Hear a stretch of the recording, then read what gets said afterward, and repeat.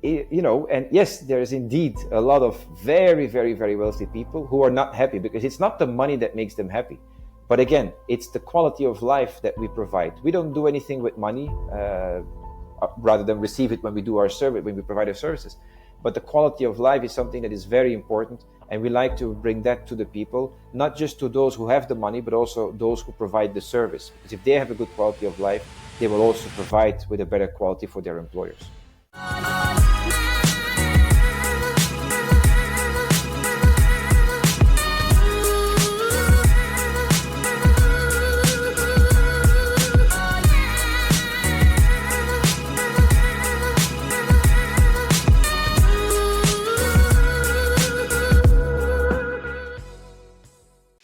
Joining us today is Maarten Bogaerts, the visionary leader behind the Bogart Group. With a career that transitioned from butler to trusted advisor to ultra-high net worth individuals, Maarten has committed himself to raising the bar of service excellence. In this episode, Maarten answers questions about the future of the ultra-high net worth industry and explores ways to enhance it. He also discusses innovative tools designed to create a better environment for both clients and workers, along with other exciting projects he's currently working on. Please welcome Maarten Bogaerts. Welcome to the Montclair podcast. Today we have a special guest, Maarten Bogaerts. Thank you so much for being here, Maarten. My pleasure. Thank you for inviting me. Not a problem. Maarten, before we start, I just wanted to understand a little bit because, like I said in a presentation, you've had a long career. You've held some very important roles, but I just wanted to understand a little bit how you started in the industry. If you started from the restaurant background, or if you went to a special school before you could become a butler and all these other interesting positions. Yes, I actually started as a cook. My youth dream, so to speak, was to become a cook, which I did. I went to a hotel school, we call it, but it's actually a school where we learn to be a restaurant owner, so to speak. So you learn to cook, you learn to serve, and all these things. From the age of 12 to 18, I did that. And that's where it all started. But when I was 12, from 12 years old? Yes. Wow. That's the system in Belgium, or the possibility in Belgium to do that. So because I was so motivated to be a cook, my parents sent me over there and I was very happy. But then when I was 18, I started to work in a 3-Michelin star restaurant in the kitchen as well. But after a year, I understood that service was more my thing. So I went into service in the same restaurant and then evolved into the hotel business. And then from the hotel business, I became a hotel butler in that particular hotel where I was working. And then I got invited to the Royal Family of Belgium due to my reputation. And so everything grew from there. And the basics is the simple restaurant hospitality, let's say. But of course, the domestic hospitality is, well, it's completely different. It's much bigger, far more detailed. And these are the things that I really wanted to have. And I was lacking a little bit, actually, even in the 3-Michelin star restaurant, in the Palace hotels, even over there, I was lacking a bit this super big attention to detail. And so this is why I found my calling in the private service. Do you think there's, you thought at the time that there was a gap, or you still think there's a gap between the level in 3-Michelin star restaurant, the level of service, and what you could do in private houses and for ultra high net worths individuals? Well, what I was always taught is that private households or yachts for that matter, because when I speak about households, I don't mean just the houses, the residences. It's any place where the employer would get some kind of service. So that means the houses, the boats, the jets, whatever it would be.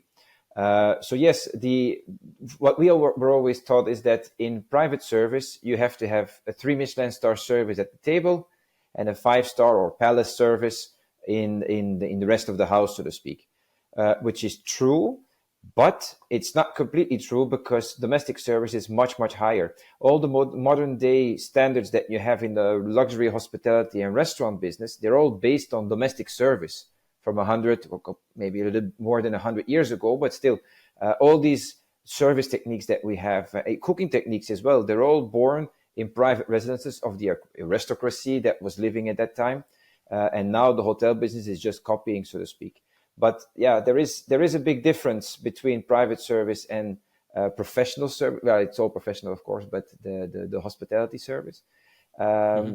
But this difference is also relative because every other employer has a different point of view.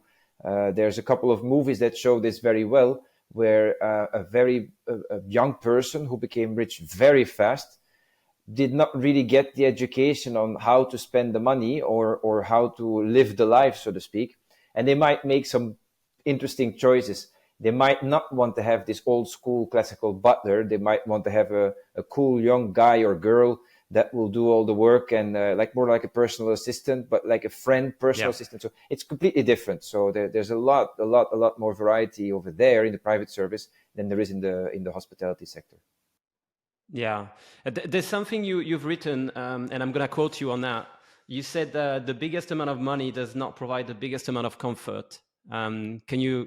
Can you develop that? Can you explain a bit what you meant by that? I very often, when I speak to my clients as well, is I tell them that you have all the money in the world. You can literally buy anything you want, literally. But there's one thing you cannot buy, and that's quality.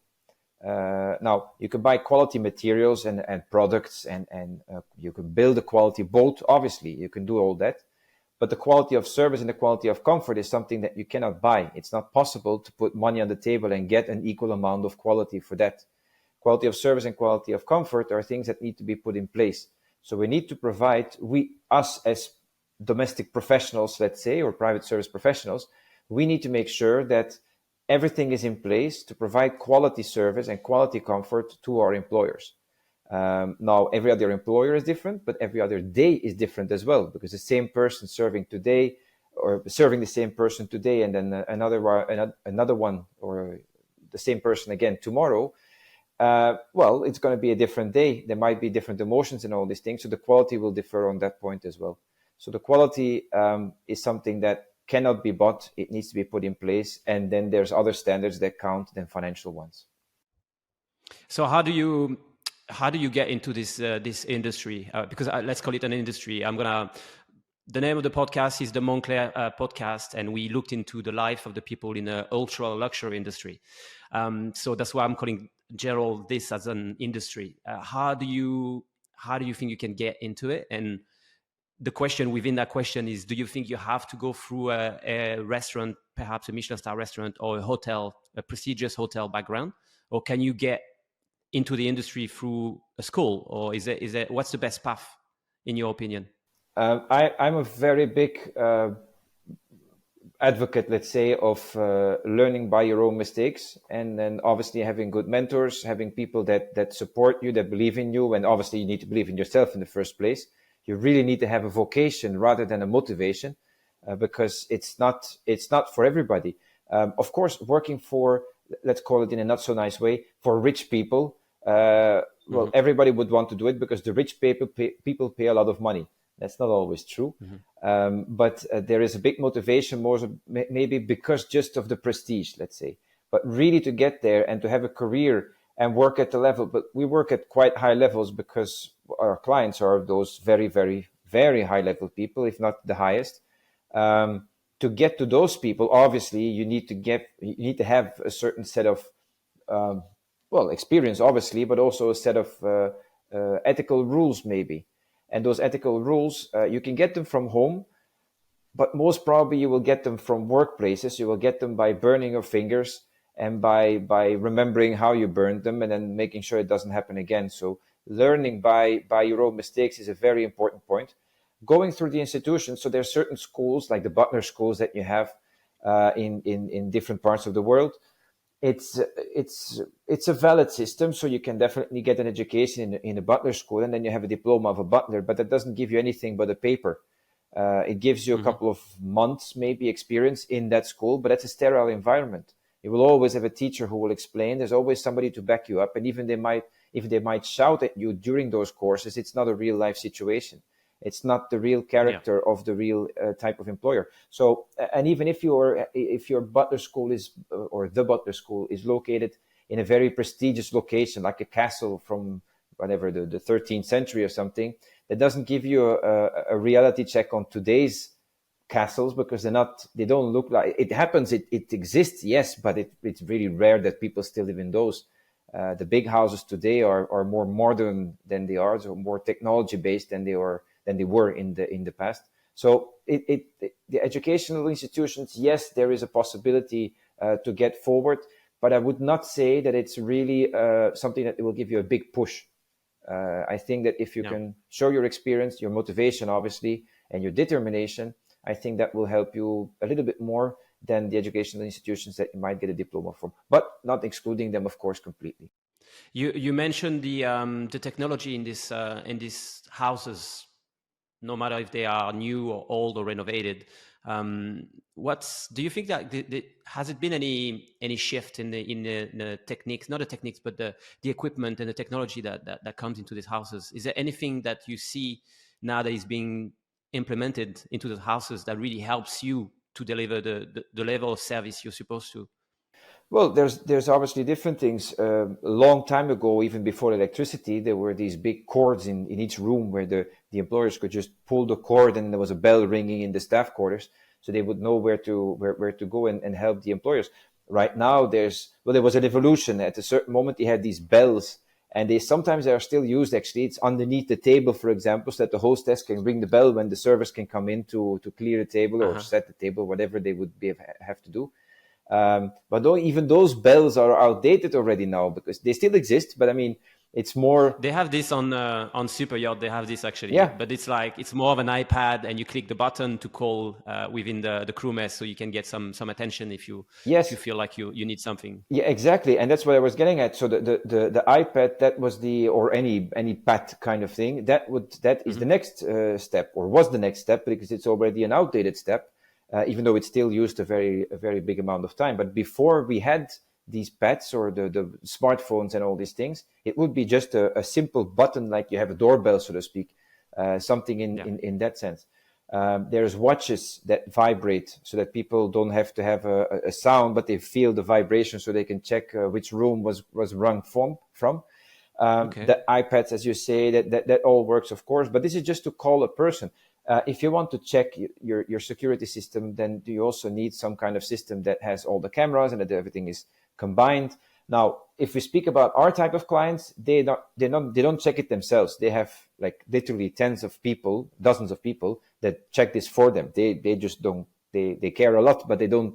I mean, they don't have time to look at these things. Now, they don't need to. They have people for that. Exactly. If you have a small household, like let's say with 5 staff. Well, then you will probably check some things yourself because not all the staff will be working all the time. We have clients that have 500 people in one house, so you're not going to check the small details as an employer then. But then you need good staff, and of course, the good staff they need good management. Good management is done by good managers, but also technology helps a lot. And so this is one of the things as well, which at this moment I feel is lacking. But we're building it. It's a household management system that is really a computer program that manages everything, not just the temperature or the windows opening, closing, those kind of things that are important, but also really management about literally everything that goes on in the operational part. Okay.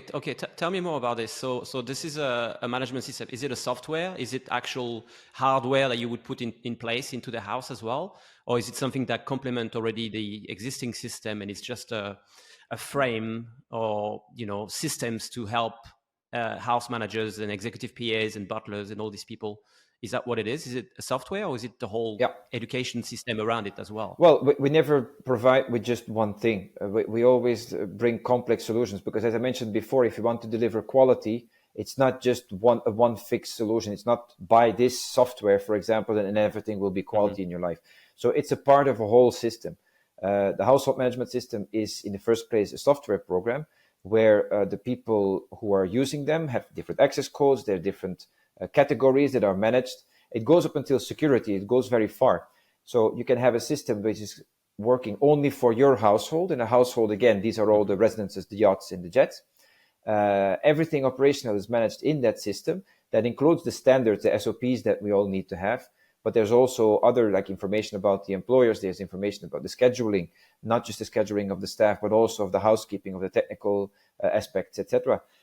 Security, as I mentioned before.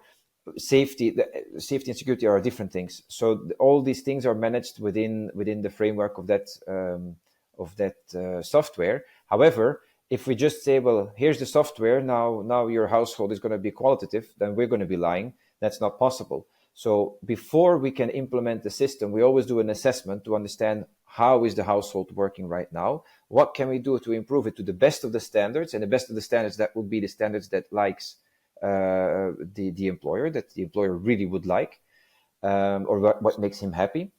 That's the first thing we do. Then we implement the system, but we also implement the quality culture. And the quality culture is something that it goes further than just the SOPs. Because if you just have SOPs, like everywhere, the hotels have them, obviously the yachts have them as well. This is how you serve a table. This is how you do whatever, the turn down service. It's very good to have these standards, and you need to have them. But if you follow these standards to the rule, to the letter, I mean, and then there's no human aspect to it, well, then you might get a bit of a robot kind of feeling if you do it in front of guests, of course. Mm-hmm. And therefore, we implement quality cultures, which are really like a culture. Like, for example, if you would have on a boat, you would have a quality culture. That means that anybody who leaves the boat and then another person comes in, it's easy to replace this person because we can already identify the right person that fits this profile for this quality culture.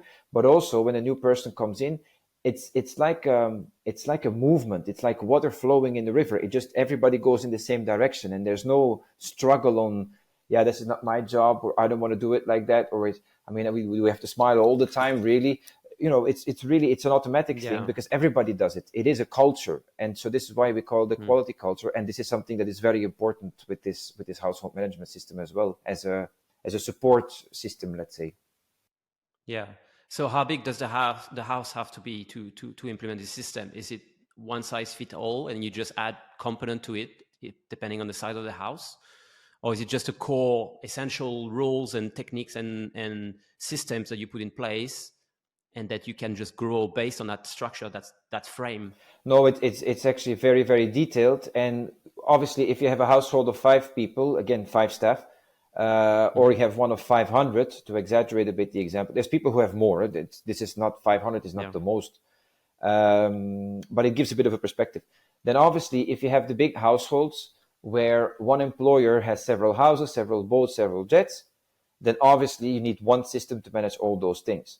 However, the system will be the same for a small household, but because there's only 5 staff, for example, in one house, then, well, you don't need that much detail. You will just not use those details. But we want to offer the complete possibility to any user to completely use it as much as they want, because, again, too much details in a small household, that will be annoying. But too little details in a big household, that will be deadly, because you're going to lose quality and service is going to go backwards. So what we do for the small households, like the 5 people staff, let's say, up to 10 really, is that we will have one online system. It's the same system, but it's online, and it's managed by a dedicated house manager that physically will come by once per week, and all the rest he will do online to manage the household. So it's slightly different. It is actually the same, but it's slightly different, but to adapt to any size of the household, because not everybody has 500 people in their house or on their boat. Some people do, but the other people, we want to help them as well, and therefore we adapt the system to the clients at hand.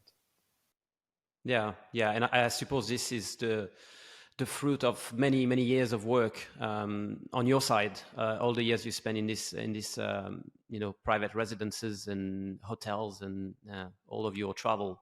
That takes me to something I read on your profile, is that you spend a bit of time in Russia. How did you end up there, and how come? Well, actually, when I was in the hotel still, I was a hotel butler, and I was making a reputation at that moment. So I served all in all, in the course of 5 years, more or less, I served about 100 very, very high level and different types of people. Many presidents, royals, etc. But also famous people, just like pop stars and actors and those kind of things. It was very interesting because it was very diverse, a lot of different nationalities, religions, cultures. It was very, very interesting.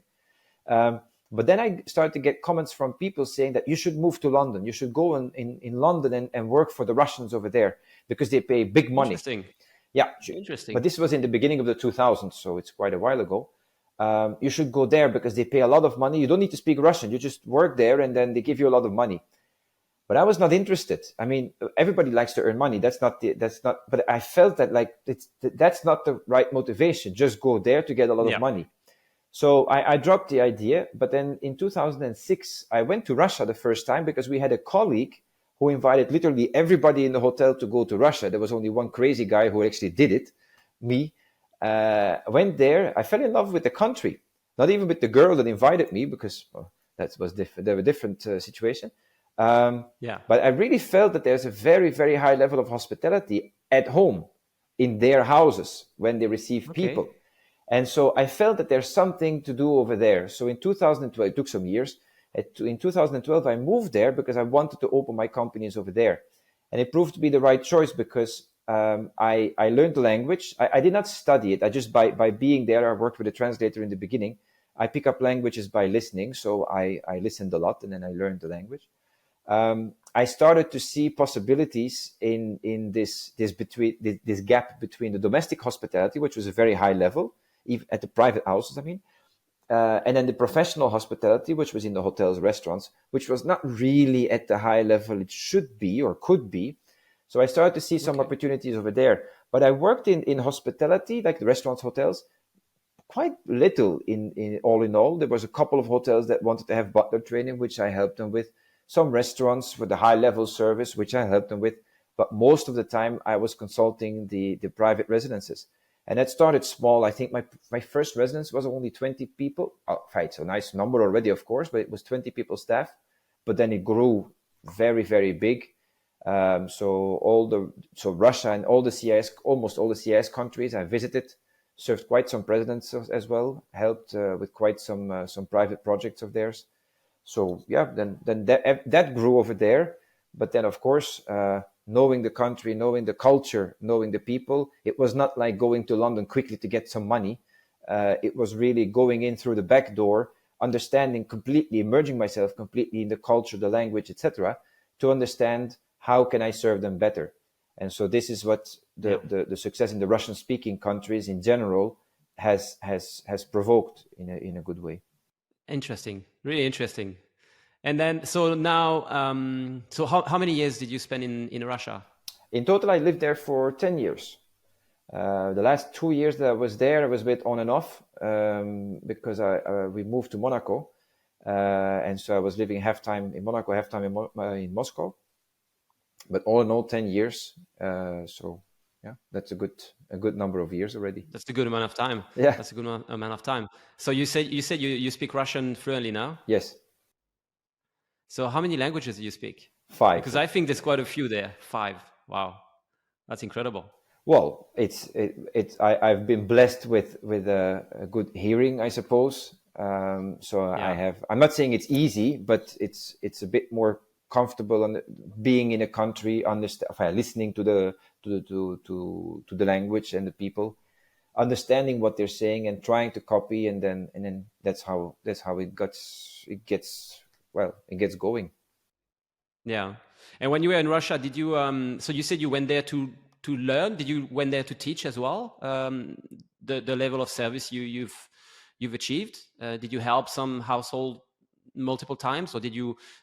My question is basically, did you go as a one-man show and help them, or did you set up a school, or did you set up your company there? Yeah, the intention to go over there was not to learn. It was really when I went there the first time, just as a visit, and I wanted to understand more about the country, to see if all the stereotypes were really true. But when I moved there, I really wanted to open my companies over there because I saw the business opportunity there. And so, yes, I worked for quite some very, very high level people, very, very big residences. There's really quite some interesting places over there. So I applied all the knowledge that I had already from before, from the royal families and the embassies where I worked and the private service things that I've done. Applied all that to help them in a way improve their lives. And this sounds a bit strange, of course, but at least improve the quality of their lives by getting the quality service. Because if you have staff, and we see this in the Middle East as well, if you have staff that is in your household, You don't pay them that much money. They come from certain countries. They're not really highly skilled in their professions.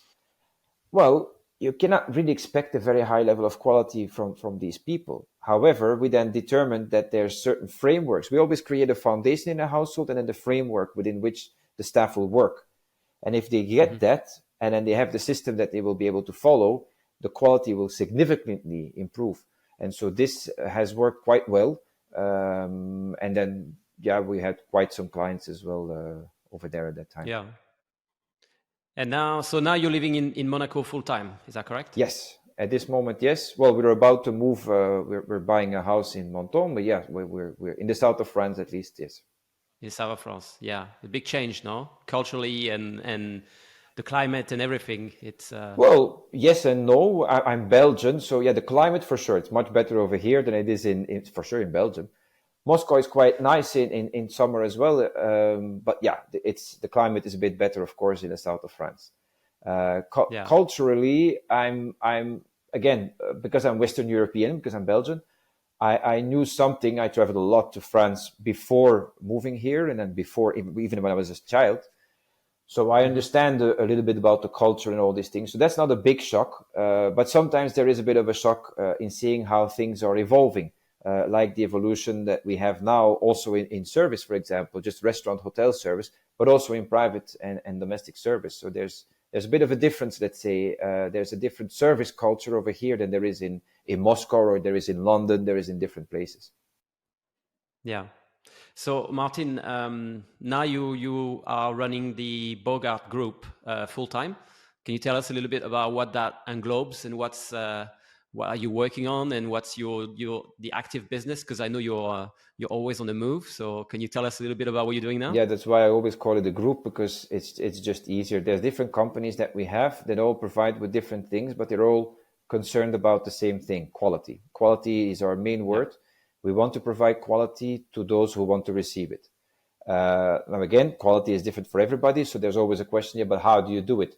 So I mentioned already before, especially when we speak about the private households or the ultra high net worth individuals, um, Hmm. even if they have all the money in the world, and we have a client, for example, who has literally got 1,000 companies scattered all over the Wow. world, and well, this is I don't think it's a big exception within this well small group of people, obviously, and he does that very well because he's a multi-billionaire.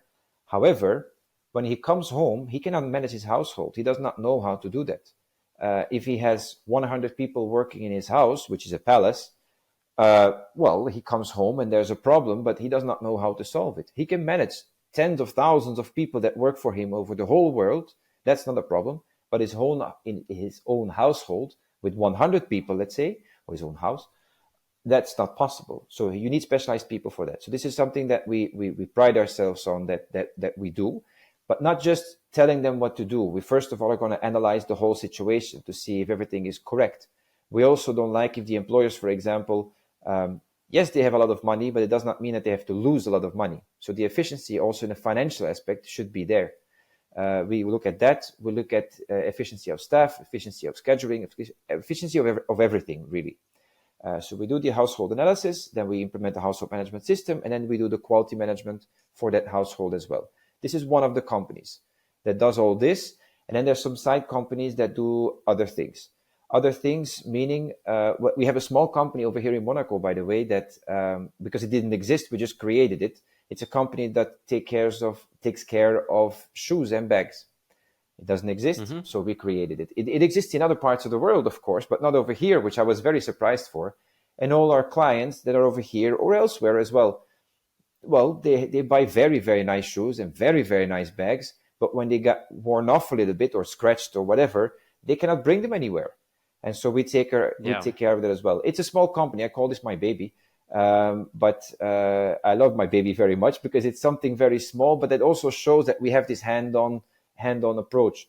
That's a bit the Yeah. situation that well, it's like the butler, like the royal butler who works for the king or whoever, the princess and etc., and who does his job, but his job is to make his employer shine, not himself. Yeah. And so Hmm. I'm not looking for world like fame that everybody knows me. I would like to be known by those who need to know me. And I prefer Yeah. even that my employers or my clients take all the credit. They say that they did all that. I really couldn't care. On the contrary, I would be very happy that this would happen. Another company that we have, this is actually one that we're starting now, because of the quality of service going backwards. Unfortunately, it's going down in many sectors, yachting, private service, but also the hospitality service. We have created an application now that will improve the quality of service.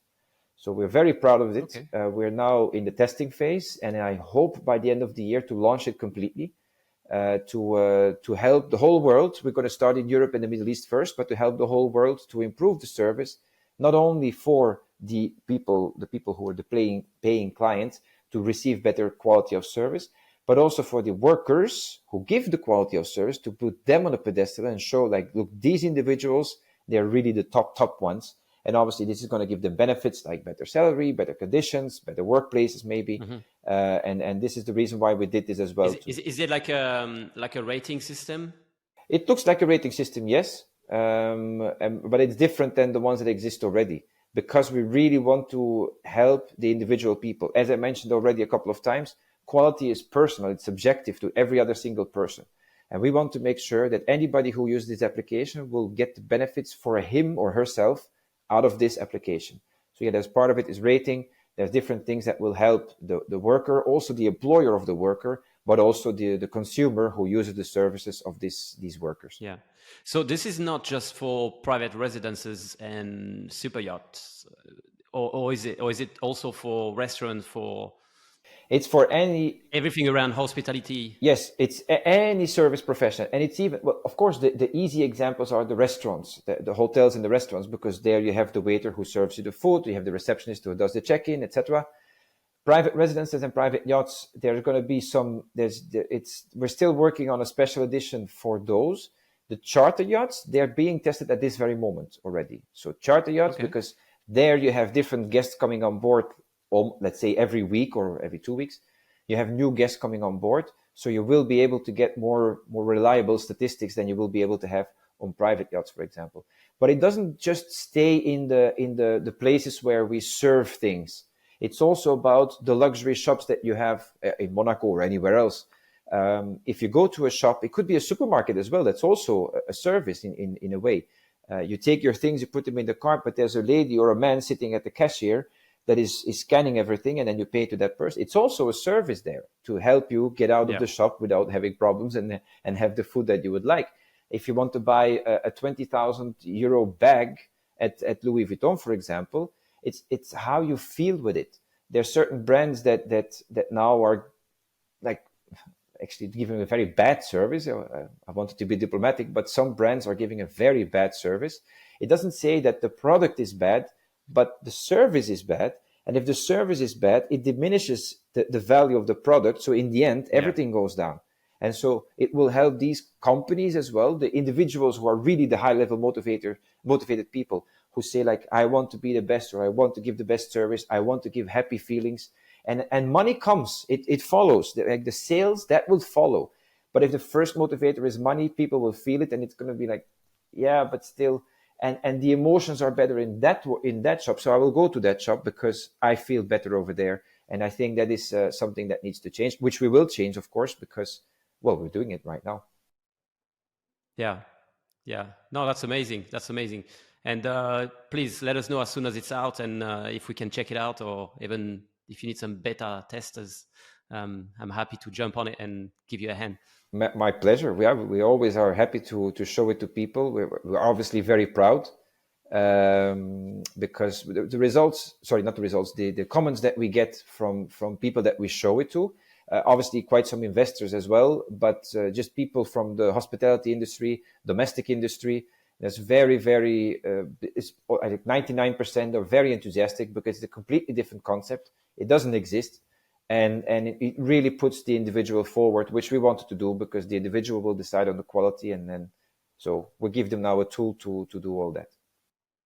Yeah, no, that's amazing. So what's let's just say your company is doing well in 5 years. The app and the whole system is working. Your little baby is growing up, and you need to open another 10, 15 shops around the world. Let's just say money is not an issue for you anymore. Where do you see yourself? Oh, I have 7 more projects that are in the pipeline. We're going to expand even more. There's a lot of things that are insufficient, I believe. Um, Ultra high net worth individuals, again, they can literally buy everything, but not the quality of service and quality of comfort. Hmm. And there's a lot of things that are not really at the level that it should be. There are certain places that are or there for a very long time, but are not really at the high of their game anymore. That's one type of client. And a second type of client are the newly developing countries or cities that are building from scratch. And in the Middle East, you have quite some of those projects where Yes. people, yes, they have a lot of money and a lot of investment is going in there, but money does not buy you quality, as I mentioned before. And so we have projects and companies in the pipeline that are going to do exactly that are going to help that the money spent. We're not economists. We don't tell them how much should you spend to build a building. That's not what we do. However, Hmm. we do look at the quality of life that is going to come in those buildings or around those buildings when you have them around those cities. It is being built from scratch from in the desert. Okay, good.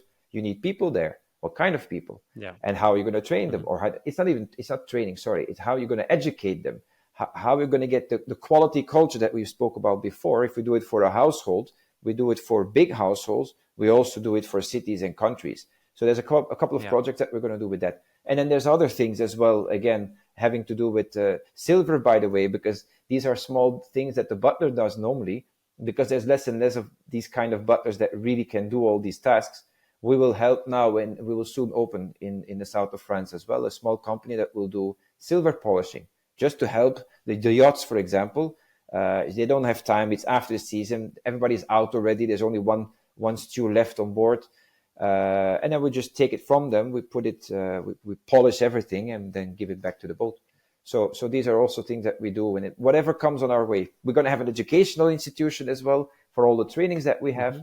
So there's 5 years from now, we'll do another podcast if you would like. Yeah, you have a lot of ideas, a lot of things in a pipeline, Yeah, like you said. for sure, for sure.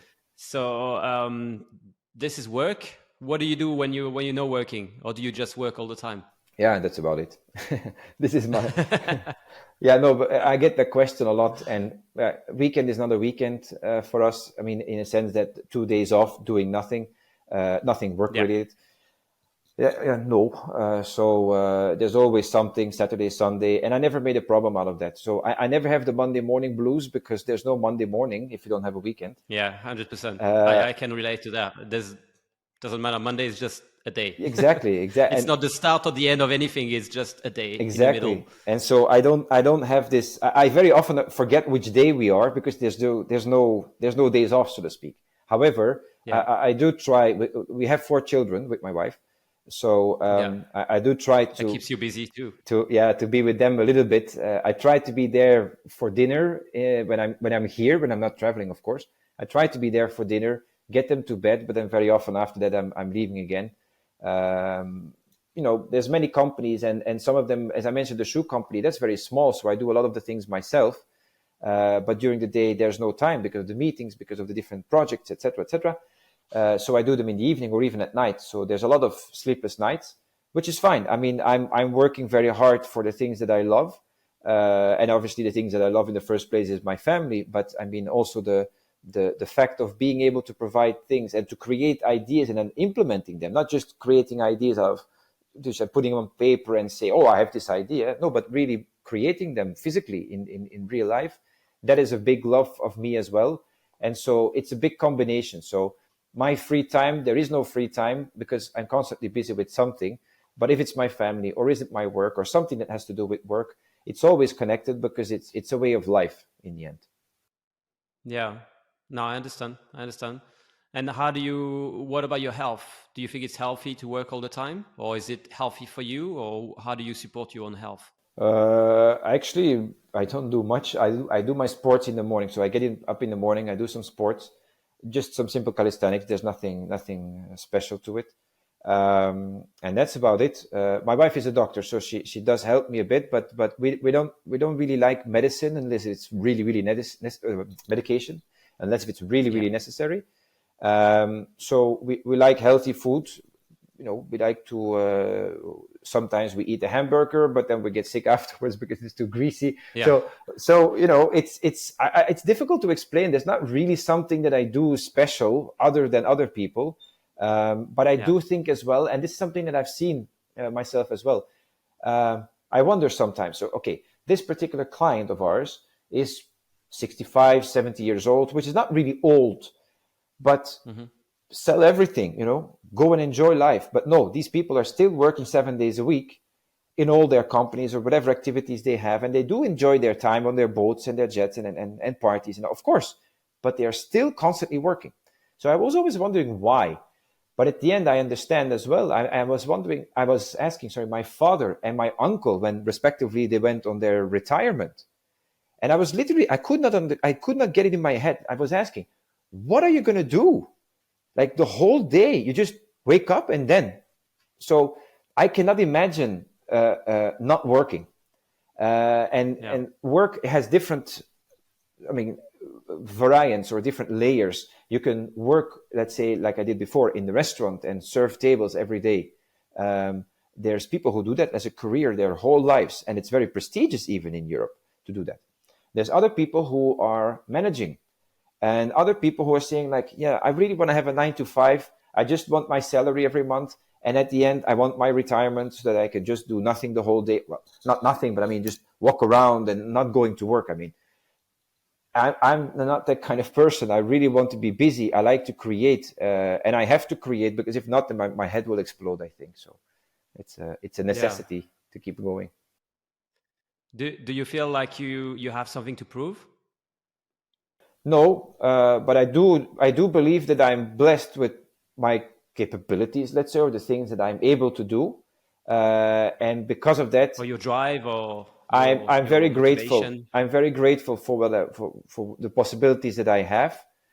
I created them for myself, obviously, but still, I'm very grateful for them, and I like to share this with people. I like people. I like to help people. Um, Improve their lives. That does not mean that I can help everybody. It's absolutely impossible.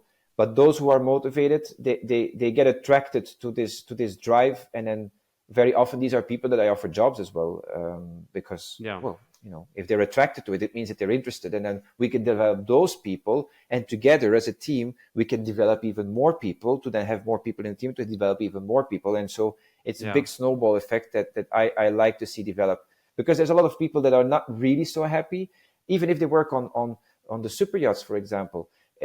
It's fantastic. It's great. It's super. But I mean, Martin, there is a lot of billionaires that are not happy as well. So Exactly. it's We doesn't help. matter what you do; it's how you feel. And Actually, we help those as well. But this is not a. This is not. It's not a company. It's more like a friend at that moment. I'm showing yeah, my double fingers now, the hyphens. yeah, Um, and yes, there is indeed a lot of very wealthy people who are not happy, because it's not the money that makes them happy, but again, it's the quality of life that we provide. We don't do anything with money, rather than receive it when we do our service, when we provide our services. yeah. But the quality of life is something that is very important, and we like to bring that to the people, not just to those who have the money, but also those who provide the service, because if they have a good quality of life, they will also provide with a better quality for their employers. 100%, 100%. You got to treat people the way you want to be treated, and that comes back to you 100% of the time. Exactly. Yeah. So what's the let's say there's a young waiter in a restaurant somewhere, waiter or waitress, and he or she is interested in becoming a butler for one of these ultra high net worth individuals. What advice would you give, or what career path, or what's the best way to get there? Well, first of all, the word butler, we also use it as a general term, to describe the person who is managing the household. Let's call it like that for the moment. But so the Hmm. butler, um, it, every other country almost has a different definition of the word butler. So it's all a bit relative. So this is why we were going to say that the butler is the person who is managing the household. So different staff, one household. Um, Yeah. the the best way to manage people is to understand exactly what they do. So if you want to manage the cleaning staff, the service staff, the kitchen staff, the whichever staff that there would be, you have to understand what they do, and not just understand by reading a book. You have to physically do it. So if really you want to go to this very high level, work the jobs, go through the dirt. My very first job, by the way, when I was 14, it was a dishwasher, because my father taught me exactly that lesson. If you want to be a chef in the kitchen and you want to manage those people, you have to understand what they do. And a dishwasher is part of your team, so you're going to wash dishes first. So I did. And I think that it was a very valuable lesson, that to be humble, no matter how high you get, there's always people who are on the lower level at this moment. They might grow. They might want to just be on the same level all the time, but they just want to provide for their family. That also deserves a lot of respect. There's people who might be able to do more. They don't believe it. Yeah. They don't know it. Again, so there's so many different people. When you're at that high level, it's very nice to be able to develop those people, to help them, to lead by example, and to bring them forward. And to lead by example, in my opinion, of course, you can only do that really if you understand some small details of the difficulties that you have serving a restaurant table every single day until the night, and maybe have a second shift, in a night shift, for example, in a hotel. I did that actually for a year. Going crazy because you sleep only 2 hours per night, but you have to do this because you're just so crazy enough to for low salary to do all that, not knowing why. These people, they will go far, but they need motivation. So if you want to get to a high level, never give up, work hard. Nothing should be too much, like work. Obviously, respect yourself. You should not make yourself do very illegal things, for example. But the more experience you can get, the better it will be, and the better manager you will be as well, because the more you get these emotional tribulations maybe during your career, the more you can relate to your staff in the future that you will be managing. Yeah. So the best butlers are those with the gray hairs, actually, not physical gray hairs, but the gray hairs of wisdom, of experience. Yeah, yeah. And how, because we talked a lot about all these families, and some of them have, like you say, 5 staff, some have 500 staff. This is all very well, but how, when you get into this industry, how do you vet this family? How do you make sure you don't end up working for someone with a lot of red flags? What's the advice you would give to someone when they get offered a position? Is there something to look out for, something to avoid? Well, the recruitment agencies will help to find a job. And then normally, if they're a bit of a high level agency, they will also say, look, this is a very difficult client. Many people leave there very fast. The salary is higher, but you have to understand these and these and these points. This is what the professional agency will do of a high level. Mm-hmm. If you have an agency that is just like, somebody needs workers, you're a worker, go there, go work, give me money because I need my commission, obviously. And then, we'll see what happens. There's a big difference there. So, but the agencies can get you into jobs that you would like to have in certain households. However, the word to mouth is always the best. And if somebody says, okay, this guy or this girl is very high level, I want to hire this girl in my house, or I have this person working for me, she wants to leave, but I think that your house might be able to use this kind of person. It could be industry professionals. I get a lot of questions of people asking me, do you have somebody for this position, or do you know somebody who does that? Because they like to have this they trust my opinion, because of the things that I've done and do. And I like to give them valuable people. But to get those valuable people, you need to meet them. And obviously, if you don't meet them, then, you cannot recommend them. But again, just meeting a person that says, I'm a good professional, doesn't make that good professional a good professional. So there's a lot of details to it. It's about getting yourself out there, not making a big publicity for yourself don't become a social media star to go and work for a very high level client. It does not match. Become a social media star, like you maybe with the podcast, and I do wish that it works out very well. That this is like a voice in the industry, from the industry, but not a person who is now in the industry trying to earn more salary for him by doing this podcast. You understand? So it's really important about the motivation, the vision that you have. Never give up, because it's hard, it's difficult. You don't get the best jobs just like that, but you need to open your ears and eyes and follow your heart. That's the first prerequisite. Your heart will always tell you where you really want to go, but you have to listen to your heart as well. Yeah. No, that's a very good advice. Thanks, Maarten, for that. I think it's very true, and it comes from many years of experience. So you know what you're talking about. A little bit. Maarten, you have 2 hours. You have 2 hours with someone, past or present. You go somewhere for dinner. Where do you go, and who with? Anybody from the world, or Anybody, past or present. Now I'll go and see Elon Musk. Interesting. Where do you eat?